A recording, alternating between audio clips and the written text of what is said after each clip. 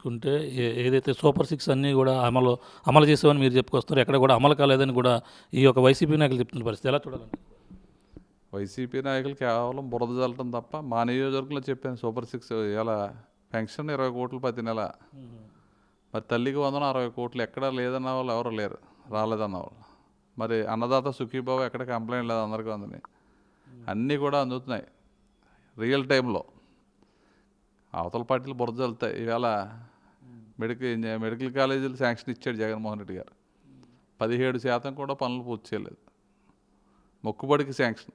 ఇవన్నీ కూడా ప్రైవేట్ పరం చేసేస్తున్నారని కూడా పక్కన వాళ్ళు ప్రచారం చేస్తున్నారు, కోటి సంతకాలు కూడా సేకరిస్తున్నారు పీపీపీ విధానం, మరి ఎలా చూడాలంట? మొన్నే వైఎస్ఆర్ ఎంపీలు అందరూ నిర్మలా సీతారామన్ గారి దగ్గరికి వెళ్తే ఆవిడ క్లియర్గా వాళ్ళందరికీ ఎక్స్ప్లెయిన్ చేసింది.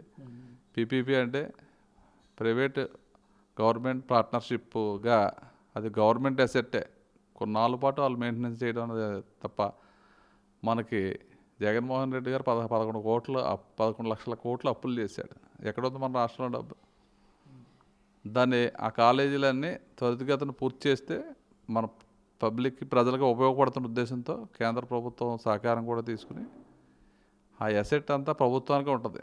మధ్యలో కొన్ని రోజులు ఏదైతే బ్రిడ్జిలు పాటలు పెడతారో అదేవిధంగా వాళ్ళు వచ్చి దాన్ని డెవలప్ చేసి మళ్ళీ ప్రభుత్వానికి అప్పచెప్తారు కదా, అది ప్రైవేటీకరణ చేయటం కాదు. మరి కేవలం శంకుస్థాపనలకే పరిమితం అయ్యేది జగన్మోహన్ రెడ్డి ప్రభుత్వం. మా నియోజకవర్గం చెప్తాను ఎగ్జాంపుల్,